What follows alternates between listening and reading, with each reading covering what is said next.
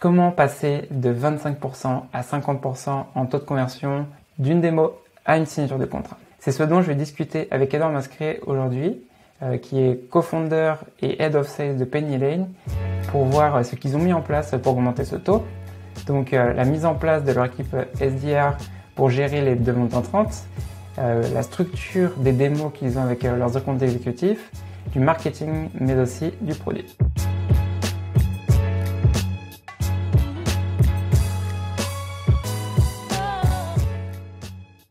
Est-ce que tu pourrais commencer par te présenter et nous dire en fait ce que tu fais chez Penny Lane? Donc, je suis un des cofondateurs de Penny Lane, un des nombreux cofondateurs, puisqu'on est 7 à avoir cofondé Penny Lane. Et moi, je suis en charge des équipes sales. Et avant ça, j'ai un parcours école de commerce et j'ai bossé en TPE, en grand groupe chez Saint-Gobain et en start-up. Et à chaque fois, à des rôles de sorte de bras droit de dirigeant ou alors sales moi-même. Comment t'es tombé dans la vente? C'est-à-dire que moi, c'est une question que j'aime bien poser en fait pour essayer de comprendre. Est-ce que c'était quelque chose que tu savais que tu voulais faire dès l'école de commerce ou ça t'est venu après en fait pendant tes études ou comment ça s'est passé? Ouais, je pense qu'il y a une petite graine des années un peu fin primaire et collège, où dans le cadre associatif, j'avais eu l'occasion de vendre pas mal de choses. Et puis j'y avais pris pas mal de goût. Et puis je pense que c'est à la fin de l'école où, en me posant un petit peu la question de ce que je voulais faire, j'ai rejoint une TPE il y avait juste une personne en France qui montait la filiale française d'un groupe anglais. Donc, il fallait tout créer de zéro. Et pour la petite anecdote, c'est un SDF qui m'avait trouvé ce stage de fin d'études dans une boîte qui s'appelait ITM Sol. Et parce que voilà, moi j'étais investi, je servais des repas et je m'étais lié d'amitié avec un SDF. Et quand je lui avais dit que je recherchais un stage de fin d'études, il m'avait dit ah bah tiens, il y a le patron de l'asso qui est en train de monter une boîte, et donc ça peut peut-être être marrant de le rejoindre. Et en fait, je suis tombé dedans parce qu'à ce moment-là, il a fallu, donc on était deux dans la structure. Et il fallait vendre, c'était une boîte dans le BTP, il fallait vendre des contrats de 500 000 euros, 1 million d'euros. C'était de l'instrumentation géotechnique, donc un petit peu précis, tout ce qui sert à savoir comment se comportent les bâtiments au millimètre près, donc savoir si les bâtiments bougent, s'ils sont en train de se tasser, etc. Et donc, il fallait convaincre des Bouygues, des Vinci de faire confiance à une petite structure avec deux pelés à l'intérieur. Et donc, il y a eu des moments un peu d'anthologie où, à deux, il fallait convaincre qu'on était très, très robuste, on avait une vraie solidité financière, un vrai savoir-faire. Et donc, je pense que un peu ça a été une de mes premières vraies expériences très, je dirais, structurantes avec des gros deals à suivre. Et c'est ça qui m'a donné vraiment le goût de poursuivre derrière. Ah, j'imagine qu'en première expérience, tomber enfin, contre des Bouygues ou des Vinci, ça a dû bien te former quand même. Ouais, j'avais fait des stages, j'avais fait notamment un stage où j'avais fait plutôt un travail de SDR, donc de démarchage pour une startup, d'aller chercher des grands comptes. Euh, et en fait, là, ce premier job, enfin, stage de fin d'études puis job, ouais, c'était passionnant parce qu'il fallait faire des énormes dossiers de réponse à appel d'offres avec des volets assez techniques. C'était des dossiers de 80, 100 pages où il fallait rentrer vraiment dans le détail de comment étaient construites nos prestations, comment on allait facturer. Et il y avait tout le volet crédibilité, à la fois dans les rendez-vous qu'on faisait chez eux et dans les rendez-vous qu'on faisait dans nos bureaux, parce que certains insistaient pour venir voir nos bureaux. Et donc, il y avait, voilà, fallait un tout petit peu en rajouter. On n'a jamais menti. Enfin, pour le coup, c'était une ligne rouge qu'on s'était fixée de pas mentir sur combien on était ou autre. Mais on essayait de tourner les choses à notre avantage pour rassurer. Et d'ailleurs, on a chopé une première commande en fin de première année. Au bout d'un an, on a chopé une commande pour le CNIT à la Défense. C'était un contrat de 500 000 euros avec Bouygues. Et après, ça s'est un peu lancé cette structure. Mais ouais, hyper intéressant, j'ai adoré. Et t'avais quel âge quand t'as eu cette expérience? Et j'avais 23. Enfin, j'imagine que les personnes contre qui t'étais pendant ces deals, en fait, bah, ils étaient beaucoup plus vieux que toi. Comment ça s'était passé justement par rapport à ça? Alors, moi, j'avais la chance d'être dans la roue de quelqu'un qui était un peu connu dans le secteur et dans l'industrie. Donc, on faisait tous les rendez-vous à deux. Et en fait, ça tombait assez bien parce que lui, enfin, on se complétait bien, quoi. Lui, c'était celui qui a de la bouteille, qui rassure. Et puis moi, j'étais un peu le côté énergie, dynamisme pour leader le projet derrière. Et donc, bon voilà, du coup, j'étais pas tout seul face à Bouygues. ou aux acheteurs de Bouygues. Donc ça déjà, c'était pas mal. Mais en y repensant, on a quand même gagné des commandes avec des process. Enfin, ça me fait sourire quand je repense à ce qu'on avait. Notre CRM, c'était je ne sais plus comment ça s'appelle, mais les espèces de logiciels de mind mapping, où tu mets un truc au milieu, et puis ensuite tu dis, bah, Bouygues, il a tel chantier, et puis en fait tu fais avec des nœuds et enfin, ouais, tu vas essayer de mapper tous tes interlocuteurs, mais on faisait ça vraiment à la main. On n'avait pas, enfin on avait Zoho comme CRM, mais dont on ne se servait pas pour le suivi des gros chantiers. Donc c'était très artisanal, mais enfin Eric, qui était mon boss à l'époque, m'a distillé pas mal de conseils sur comment mener l'entretien. Un des trucs qui m'a marqué, c'est un des premiers entretiens où j'avais l'impression que ça c'était un des premiers rendez-vous, j'avais l'impression que ça s'était super bien passé. Où on ferme la porte du rendez-vous et moi je lui dis ah génial, trop bien, et lui il me dit chut, tais-toi. Et donc on commence à marcher en silence pendant genre 1 minute jusqu'à la voiture. Là, on rentre dans la voiture et il me dit là, on peut parler maintenant. Et donc, il me disait bah, jamais montrer que tu as l'impression que ça s'est super bien passé et que tu es hyper enthousiaste parce que tu sais pas comment ils l'ont vécu. Et plus tu montes des choses et typiquement, ils pourraient te voir par la fenêtre réagir et donc ça pourrait impacter notre deal. Donc voilà, il avait pas mal de petits conseils qui me distillaient au fur et à mesure de chacun des échanges. Tout à l'heure, en fait, on n'avait pas parlé justement de Penny Lane parce que je pense, enfin, faut qu'on présente un peu aussi ce que fait Penny Lane parce que ce dont on va parler aujourd'hui, c'est de ce que vous avez mis en place, la machine en fait que vous avez mis en place. Donc, pour ceux qui écoutent, est-ce que tu peux expliquer ce que c'est en 30 secondes, Penny Lane? Oui, en fait, nous, le problème qu'on vient résoudre, c'est celui de la source de vérité financière des entreprises, notamment des TPE, PME. Euh, En gros, quand tu regardes un petit peu comment elles fonctionnent, il y a une sorte de, enfin, elles sont quasiment toutes accompagnées par un cabinet d'expertise comptable.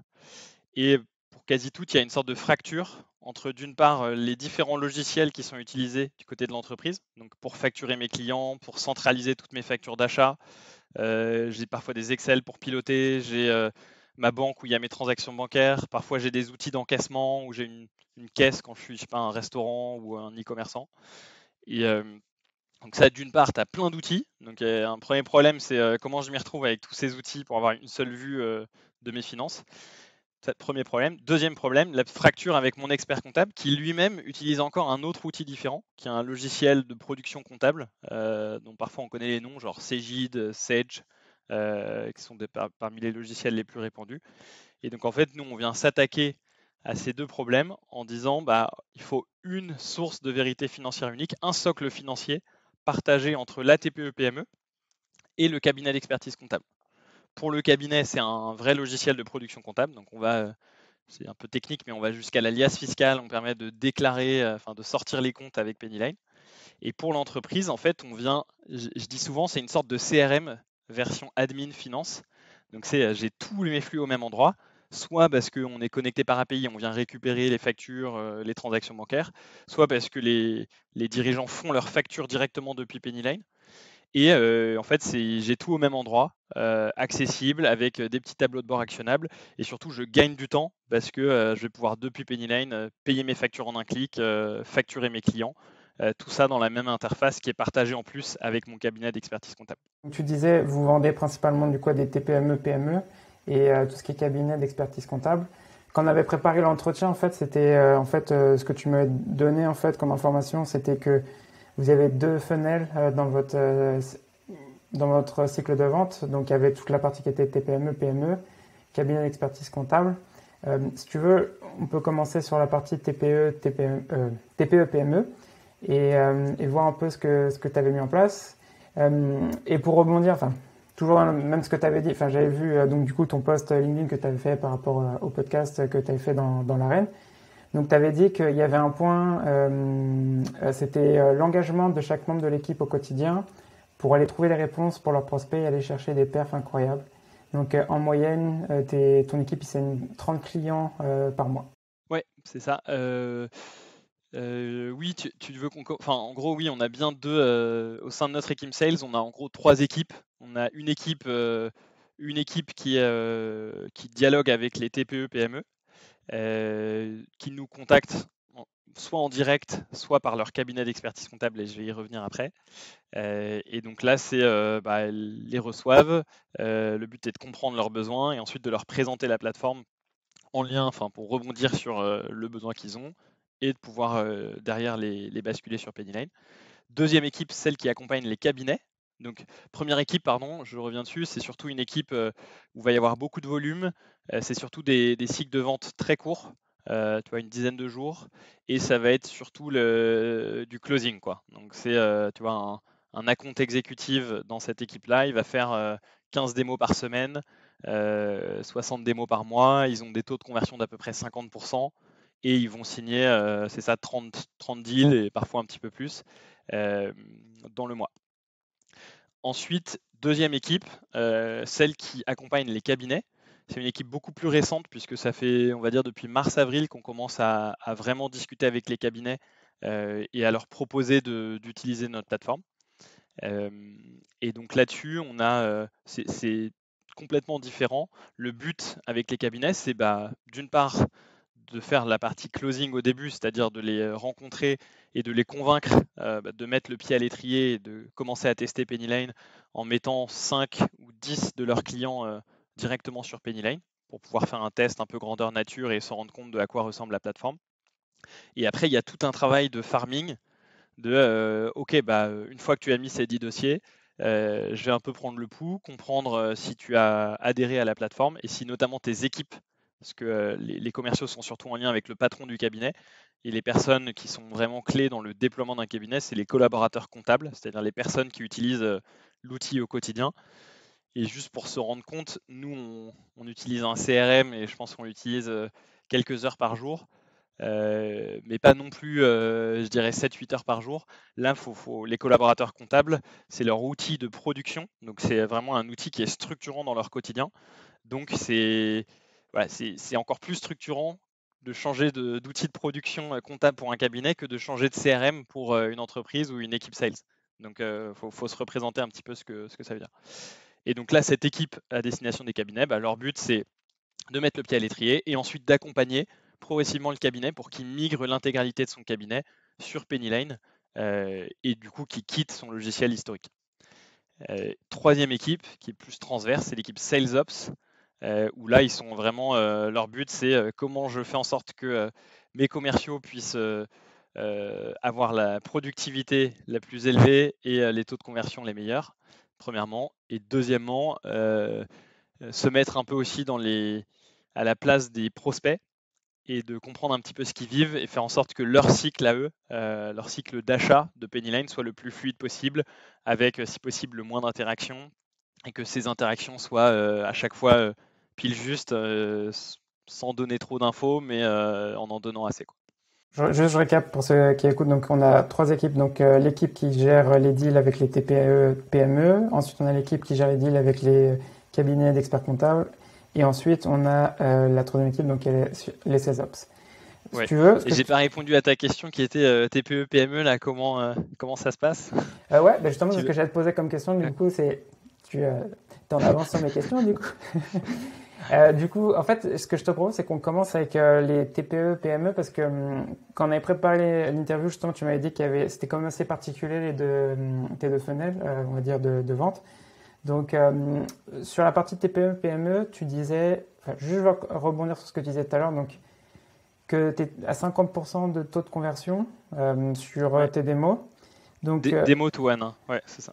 ouais. Tu m'avais dit qu'on avait préparé l'interview que tu étais passé de 25 à 50%.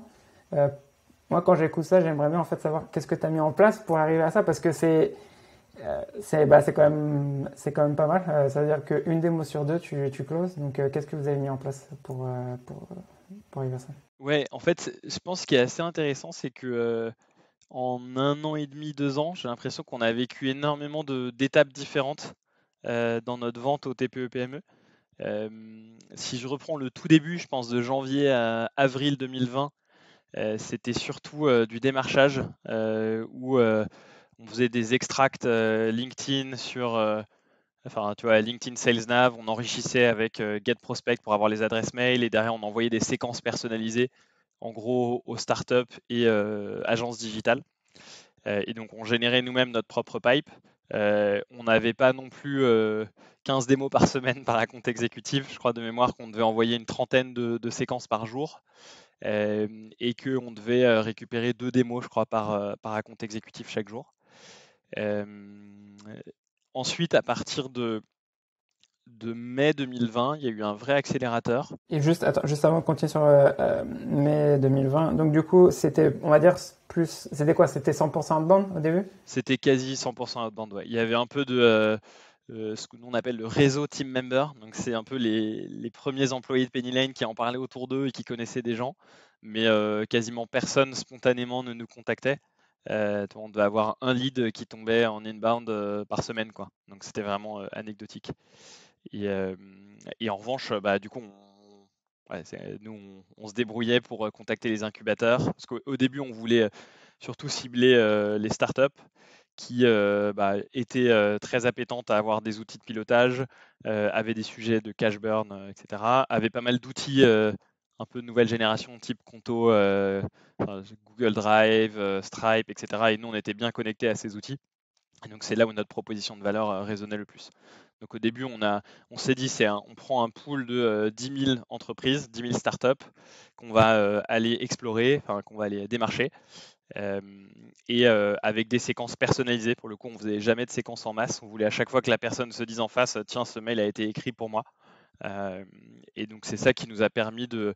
Alors ça a pris du temps. Au début, on désespérait un peu. Et en fait, l'outbound, c'est un peu un des premiers learnings. C'est que l'outbound met quand même quelques semaines, voire quelques mois, même sur nos cycles de vente qui aujourd'hui sont très courts. Ça met quelques mois à vraiment tomber. Parce qu'il y a le temps qu'ils se sensibilisent à ton sujet et puis ensuite qu'ils se disent ah bah oui, j'ai vraiment le besoin. Versus l'inbound où en général, c'est des gens qui ont une intention très forte, sont en train de choisir un outil ou choisir un accompagnement comptable et du coup ont un besoin très précis, quoi. Et donc, pardon, ouais, je disais, donc première phase outbound. Ensuite, à partir de mai 2020, là, on a commencé à sortir notre nouveau site, annoncer notre levée et donc notre levée en seed.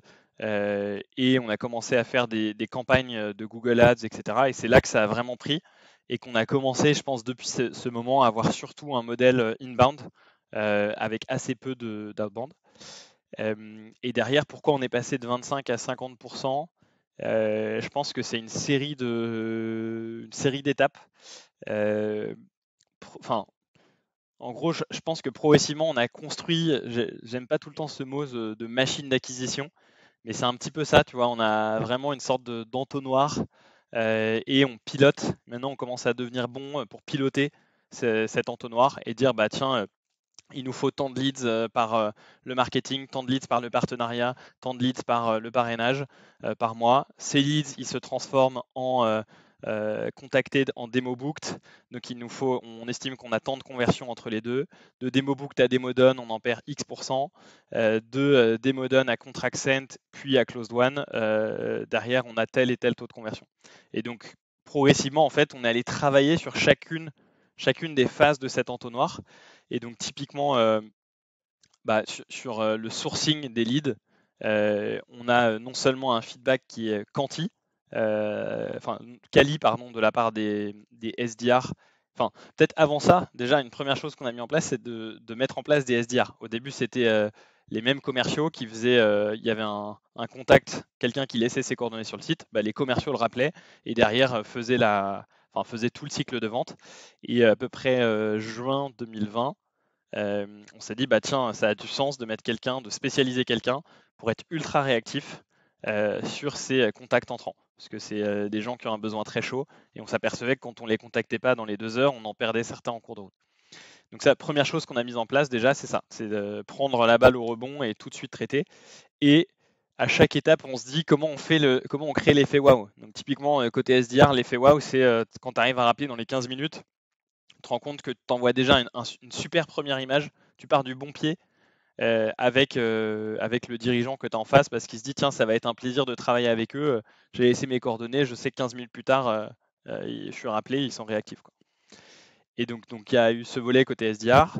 Ensuite, on a pas mal travaillé sur le lien entre les SDR qui qualifient tous les leads qui tombent de la part du marketing et les accounts exécutifs. Donc typiquement, on a un système dans notre CRM où l'account exécutif peut dire bah non, ce lead a été mal qualifié et donc il n'avait pas de besoin précis. Et donc ça nous a pas mal aidé à améliorer la relation SDR à eux, puisqu'on a réussi à traquer les endroits où il y avait des leads qui passaient à travers le filtre SDR, mais qui en fait n'étaient pas vraiment quali pour les accounts exécutifs. Et après, on a énormément travaillé on a beaucoup travaillé le call en lui-même de la compte exécutive. Donc non seulement par une Sales Academy quand il arrive, avec une première semaine d'onboarding avec tous les nouveaux arrivants, puis après une deuxième semaine spécialisée Sales pour avoir le pitch, faire des shadows et commencer à faire ce qu'on appelle des dry runs. Désolé pour tous les termes anglais, mais en gros des simulations où tu vas passer 3 simulations d'affilée sur des cas un peu spécifiques et des cas clients qu'on a eu. Donc ça, c'est peut-être en amont au moment où la personne arrive. Et après, pendant le call, on a pas mal travaillé avec Mojo, donc tu vois, qui enregistre tous tes appels et te permet derrière d'interagir au sein de l'équipe. Et donc on a pas mal travaillé sur les objections qui sont fréquentes, sur je sais pas, le fameux je vais y réfléchir, ou je me décide un peu plus tard, ou vous êtes trop cher, etc. Donc pour essayer d'avoir la meilleure approche possible. Et voilà, donc au sein de la démo, être certain que tu fais bien ta découverte au début, tu es bien capable de pitcher Pennyline, et derrière, avec les bonnes next steps et la bonne réponse aux objections.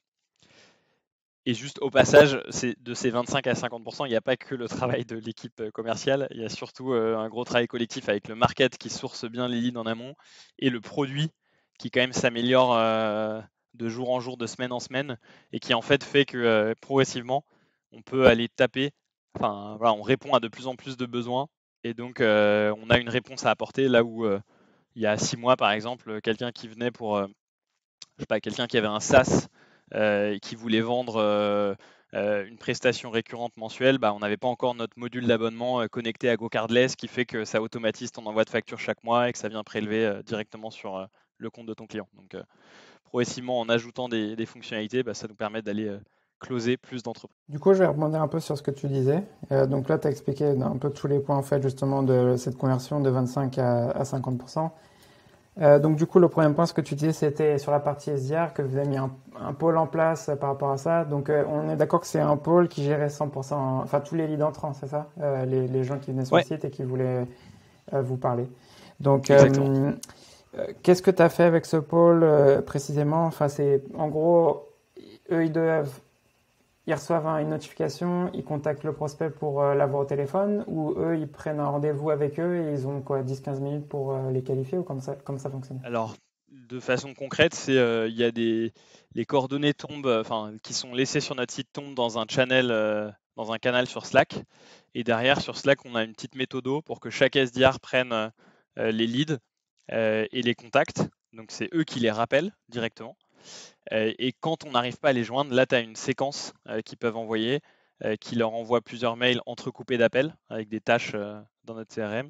Et en fait, dans cette séquence, il y a un lien d'agenda. Donc, si on n'arrive pas à l'avoir tout de suite, il a quand même un petit lien où il peut réserver son rendez-vous avec le SDR derrière, quoi. Donc voilà, de façon concrète. Et après, je pense un des points importants du passage de 25 à 50, c'est aussi, je pense, il y a eu un énorme. Nous, on croit beaucoup à l'initiative personnelle de chaque personne de l'équipe. Je ne crois pas du tout, moi, à un modèle où tu es un pur exécutant. Nous, il y a un terme qui est un peu maladroit, mais qu'on utilise quand même en interne, mais qui est le terme d'architecte maçon. On aime bien en fait que notre équipe ait ces deux façons et que chaque sales soit pas seulement maçon à exécuter, à faire plein de calls, etc., mais soit aussi architecte en se disant tiens, comment je peux améliorer le process. Et quand tu regardes tout ce que je t'ai décrit sur est-ce qu'on met en place des SDR, etc., c'est un truc qui a été porté par les équipes. Typiquement, côté SDR, il y a Alexia, qui est une personne de notre équipe, qui est arrivée en janvier. En mars, elle s'est aperçue qu'il y avait quand même beaucoup de personnes qui nous contactaient qui n'avaient pas encore immatriculé leur entreprise. Et donc, en fait, elle a mis en place une sorte de pack créateur, de création juridique, avec un cabinet d'expertise comptable avec qui on échangeait. Et en fait, ça nous a permis d'aller closer quelques entreprises Alors pas énormément, mais quelques-unes chaque mois. Et donc ça, c'est hop, quelques pourcentages, tu vois, de taux de conversion qu'on arrive à aller chercher. Parce que c'est elle qui a tout structuré, qui a mis en place ce package-là. Typiquement, autre truc auquel je pense, c'est un des account exécutifs, je crois que c'est Valentin dans l'équipe, Aldebert, et qui lui s'est dit, bah tiens, c'est quand même un peu technique ce qu'on vend. Et on a parfois des questions un peu techniques en rendez-vous. Et donc, est-ce qu'on se créerait pas un canal Slack partagé avec notre équipe produit et avec des gens qui ont un savoir comptable en interne?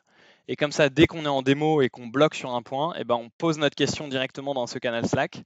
Et bah, si jamais on arrive à avoir une réponse pendant la démo, bah, ça accélère en fait notre deal puisqu'on n'est pas obligé de revenir vers le lead avec la réponse plus tard, mais on a tout de suite la réponse à sortir. Et typiquement, comme les équipes produits, ces équipes qui travaillent sur du un peu plus long terme, parfois ça enfin, très rapidement ils arrivent à répondre et c'est un truc qui accélère nos deals significativement. Et donc en fait, il y a plein de, tu vois, chacun dans l'équipe, je pense, a un, deux, trois projets où c'est lui qui l'a porté et du coup se dit, bah tiens, j'ai apporté ma brique sur tel sujet et j'ai aidé cette machine d'acquisition à mieux tourner, quoi.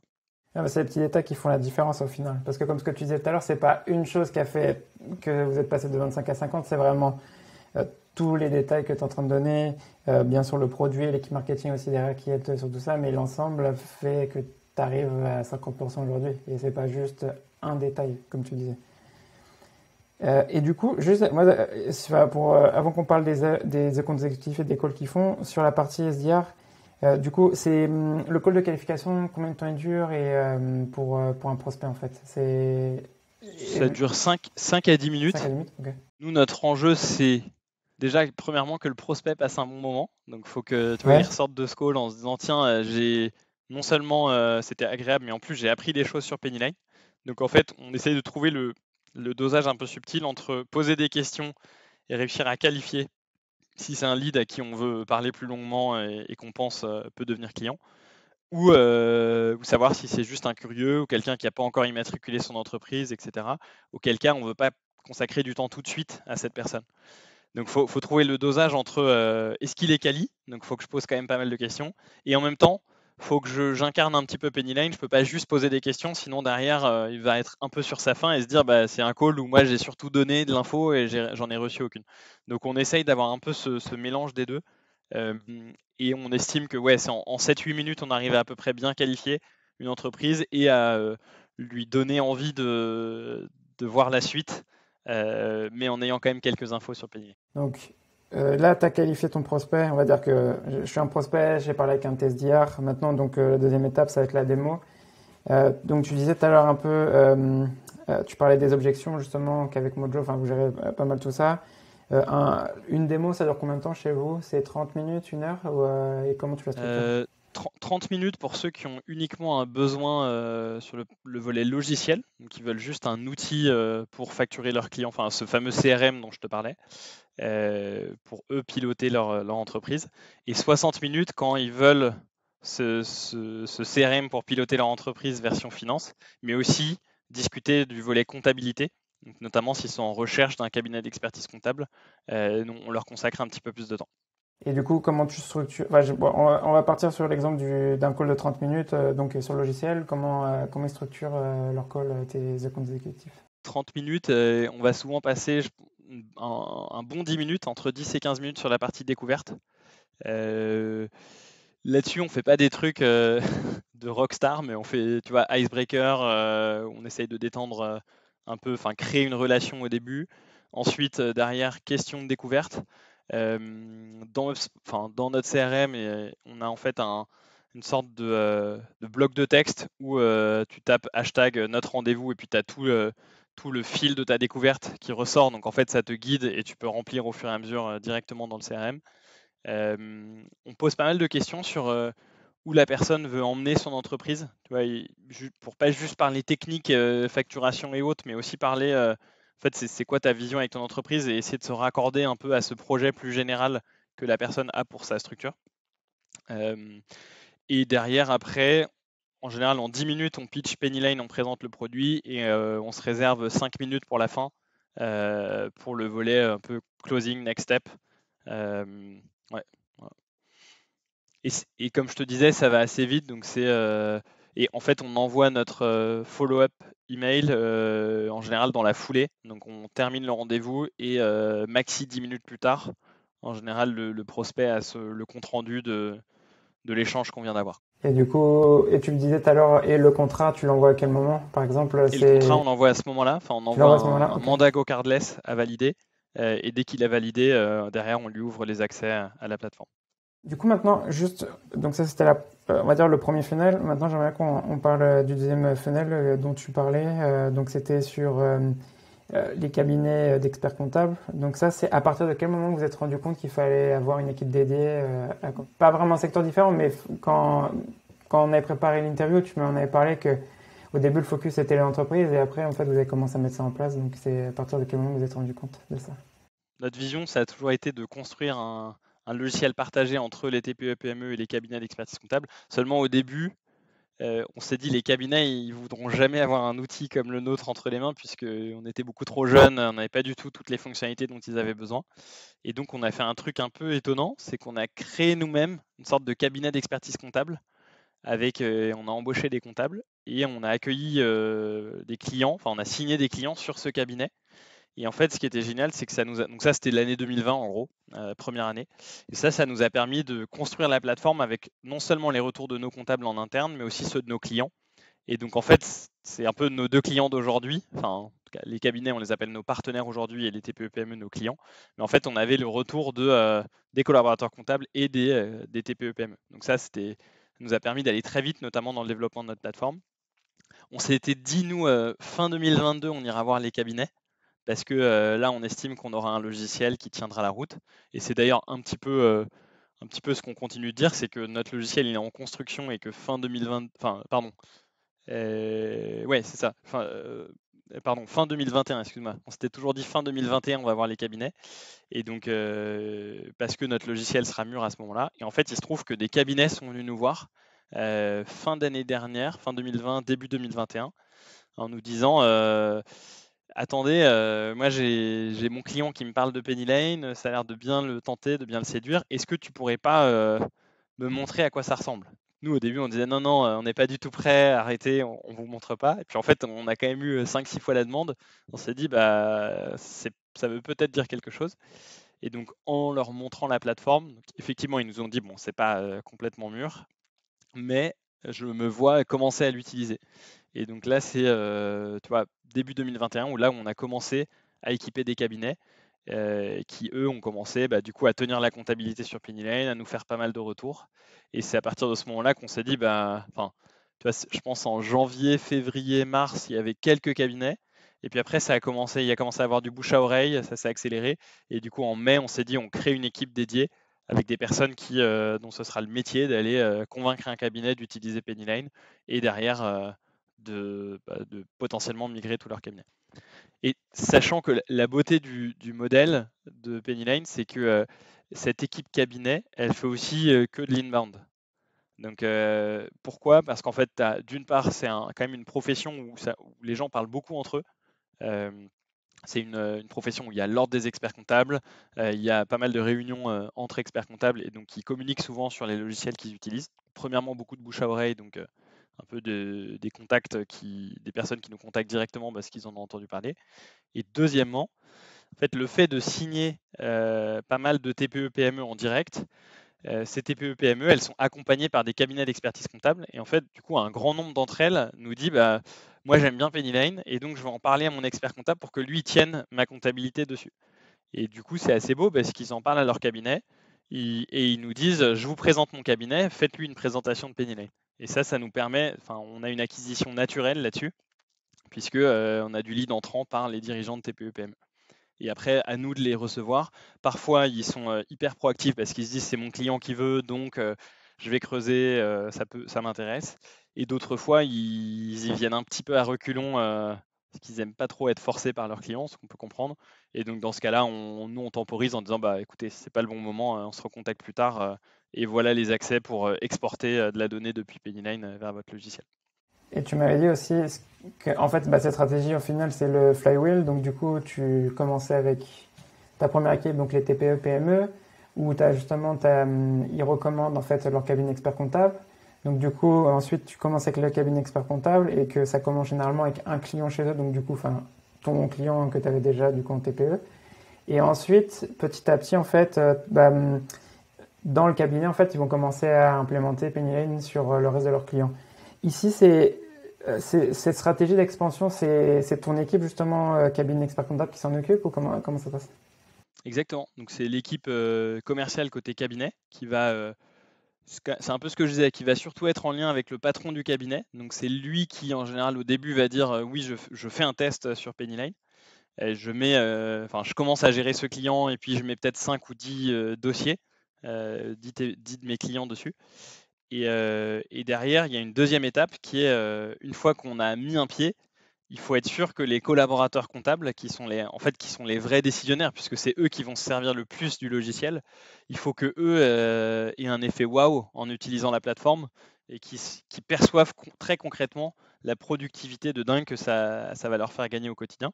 Et donc c'est eux qui derrière disent j'en redemande. Et donc quand ils disent ça, en général ils le disent enfin, entre eux et puis au patron du cabinet. Et donc c'est derrière le commercial côté cabinet qui va ensuite accompagner et dialoguer avec ce patron du cabinet pour qu'il déploie plus massivement. Et le collaborateur comptable, il y a une équipe dédiée qui s'appelle l'équipe Partner Success chez nous. Et donc voilà, son but c'est vraiment former les collaborateurs comptables, répondre à toutes leurs questions et faire en sorte qu'ils utilisent à fond Pennyline avec toutes les fonctionnalités. Et c'est un vrai challenge parce qu'on a un positionnement vraiment novateur, je pense, sur ce marché. Enfin, vraiment novateur. J'ai l'impression d'être dans la caricature du start-upper qui parle de disruption, mais je pense que c'est un logiciel qui n'est pas conçu euh, comme enfin, tu vois, un logiciel de production comptable, puisque tu as aussi tout le volet côté client, et tu as en fait une façon un tout petit peu différente d'appréhender la comptabilité pour faire gagner du temps derrière. Donc il faut quand même sensibiliser à ça. Et puis après, il faut aussi répondre aux différentes questions et accompagner le changement, parce que c'est jamais simple de changer un outil que tu as eu depuis 10 ans entre les mains vers un autre outil, quoi. Donc ça, c'est Partner Success qui, juste comme son nom l'indique, est là pour faire en sorte que nos partenaires aient du succès en utilisant la plateforme. Donc là, on va terminer justement la partie sur Pennyline et on va attaquer la partie sur toi. Donc juste pour en résumé, tu nous as décrit en fait ce que vous avez mis en place du coup pour la partie TPE, PME, qu'au début c'était une stratégie 100% outbound et qu'après vous avez mis en place en fait vos campagnes marketing et ça switchait en fait justement sur quasiment du 100% inbound. Et ensuite, tu nous as parlé aussi en fait de ce que vous avez mis en place pour passer de 25 à 50% de taux de conversion sur vos démos, grâce au call des qualifications de vos SDR, de ce que vous avez mis en place dans la structure en fait de vos démos, et après aussi grâce aux produits et au marketing. Et là, en fait, tu viens de terminer en train de nous expliquer en fait sur les cabinets experts comptables et l'équipe comment met ça en place. Donc maintenant, on va attaquer en fait les questions sur carrière. Donc, si tu devais recommencer ta carrière en fait de zéro aujourd'hui dans la vente, qu'est-ce que tu ferais différemment? Euh, Bonne question. Ouais, en même temps, comme je te disais, j'ai bien aimé ma première expérience. Donc, euh,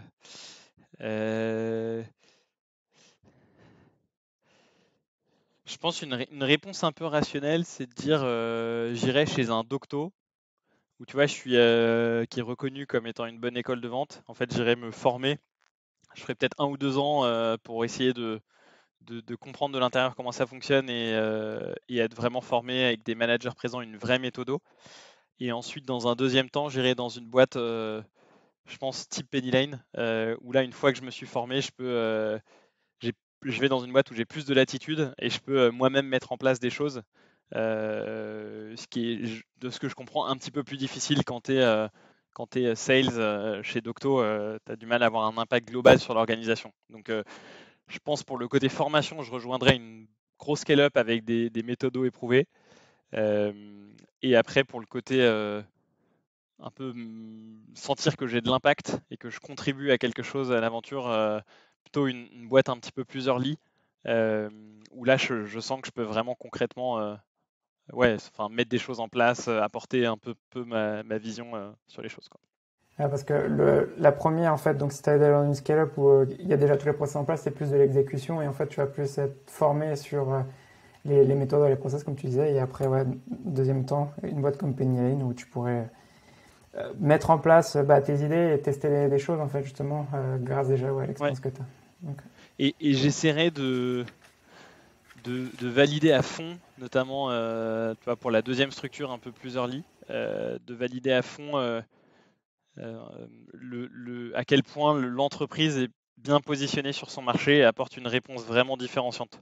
Et donc en interrogeant limite des entreprises de ce marché pour comprendre comment elles perçoivent cette solution. Enfin, en fait, je ferai assez gaffe à ça, notamment parce que moi, je me rends compte que c'est en fait, quand on peut parler à d'autres sales, d'autres entreprises, en fait, on a une chance de dingue d'avoir beaucoup de pipe, beaucoup enfin, voilà, de deals sur lesquels on est. Et en fait, c'est ça qui fait qu'on s'éclate au quotidien dans l'équipe, c'est que on sent concrètement l'impact qu'on a sur l'orga, quoi. Et ça, je trouve que par rapport à d'autres boîtes à qui on a pu parler, qui ont un product market fit moins évident, je pense que tu es un peu plus dans le dur, un peu plus à galérer, à ramer, à faire de l'outbound qui ne paye pas, et du coup à t'essouffler. Là où, à mon avis, tu vis des trucs un peu plus voilà, passionnants, notamment de structuration quand tu rejoins une boîte qui est assez prometteuse. Typiquement, une autre entreprise que j'admire pas mal, c'est Swan, qui est une sorte de banking as a service, où nous, on l'utilise nous-mêmes chez Pennyline. C'est eux qui font notre wallet Pennyline, qui permet de payer ses factures jusqu'à 200 factures en un clic depuis la plateforme. Donc Swan, je trouve que c'est une très très belle boîte avec un beau modèle, de la vente un petit peu complexe.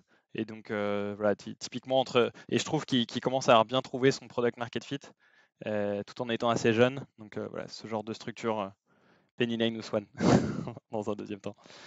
si tu avais un conseil à donner, et ce conseil, ça peut être pour un SDR ou un Head of Sales, quel est... Pardon, je refais la question. Si tu avais un conseil à donner sur la vente, ça peut être pour un SDR, un compte exécutif ou un Head of Sales, qu'est-ce que ça serait ce conseil? Moi, il y a un conseil qu'on m'avait donné chez Saint-Gobain qui est pas qui va pas mettre des étoiles dans les yeux, mais qui franchement m'avait bien servi. C'était prends conscience que ton temps est la ressource la plus précieuse au monde, quoi, quand tu es sales. Et donc en fait, être tout le temps en train de se dire, est-ce que là je suis en train de faire l'action qui a le plus d'impact? Je sais pas, typiquement à un moment j'ai été sales terrain. J'avais 200 plombiers que je devais fidéliser et faire acheter plus chez Saint-Gobain. Et tu avais plein de rendez-vous qui sautaient parce que clientèle BTP et tout.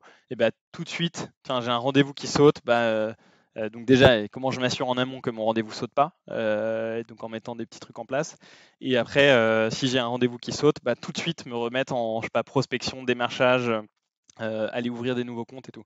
Et donc je pense que ça s'applique à pas mal de types de ventes, à pas mal de head of sales aussi, SDR, AE, head of sales. C'est ouais, prends conscience que ton temps est vraiment précieux et optimise, enfin essaye de voir ce qui aura le plus d'impact dans l'action que tu peux mettre en place.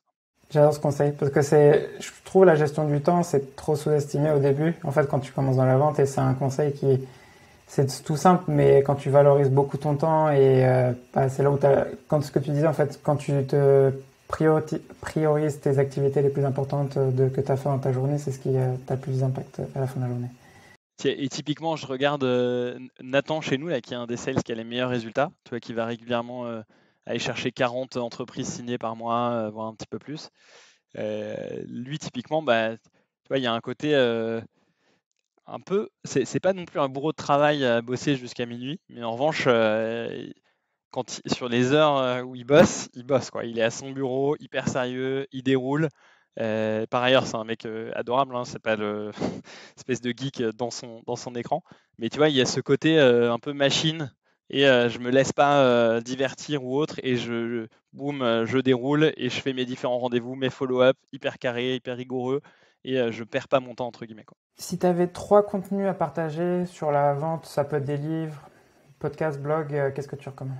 Moi, il y a un mec que j'aime bien qui s'appelle Benjamin Dennehy, D-E-2-N-E-Y, qui il se market comme le most hated UK sales trainer. Donc tout est en anglais, mais je trouve il a une bonne posture. J'aime beaucoup ce qu'il dit notamment sur walk into the room like you're a billionaire. Tu vois, et ça rejoint peut-être un conseil, mais c'est quand tu es trop crispé sur je veux faire la vente, ça se sent tellement à 15 000 bornes que limite, tu n'as pas envie d'acheter en fait à quelqu'un qui est crispé, qui veut à tout prix faire la vente. Et lui, il insiste beaucoup sur attends, remettons les choses à leur place. La personne en face, elle a un besoin, toi, tu as une solution. C'est elle qui. Enfin, alors oui, parfois, c'est toi qui la démarche, mais n'inversons pas les rôles, quoi. C'est pas à lui de dicter la danse, c'est à toi. C'est toi, tu as vu 50 personnes de son secteur, tu connais à fond les problématiques, et en fait, tu connais mieux ton sujet qu'elle, et donc arrête de te faire dicter tout et de subir face à quelqu'un qui est juste acheteur et qui est en train de te mener à la baguette. Et ça, j'aime beaucoup cet état d'esprit. Donc Benjamin Donaghy, je pense One Call Closing, moi j'aime beaucoup ce livre. Pareil, vente assez douce, mais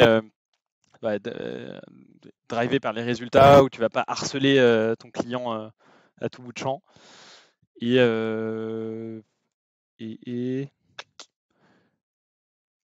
Ouais, et après, aussi un bouquin que j'avais lu mais il y a assez longtemps, qui s'appelle Comment se faire des amis, euh, sur, tu vois, notamment, en fait, qui insiste beaucoup sur la phase de découverte et le lien que tu vas pouvoir créer, notamment en parlant, en te mettant à la place de ton prospect, en l'amenant à parler, à t'intéresser sincèrement à lui.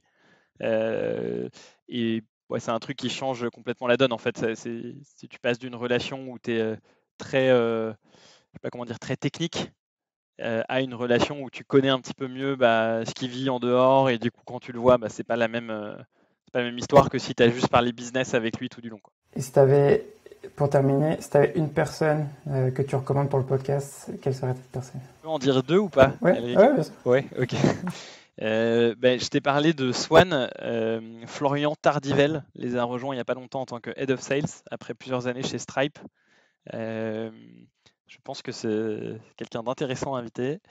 Et Jean-Marie Fouquet, qui bosse chez Miracle et qui notamment est en charge des BDR chez Miracle à l'échelle internationale, enfin, qui a je sais plus, une dizaine ou une quinzaine de BDR, et qui a une grosse appétence sur notamment la formation, avec plein de trucs qu'il a mis en place, donc plein de choses intéressantes à raconter. Du coup, je te remercie beaucoup pour ton temps aujourd'hui et pour nous avoir expliqué tout ça en fait sur Penny Lane et nous donner tes conseils aussi sur la partie carrière et justement donner tes conseils pour les personnes qui écoutent. Je t'en prie. Merci de m'avoir invité et de m'avoir reçu, Eric.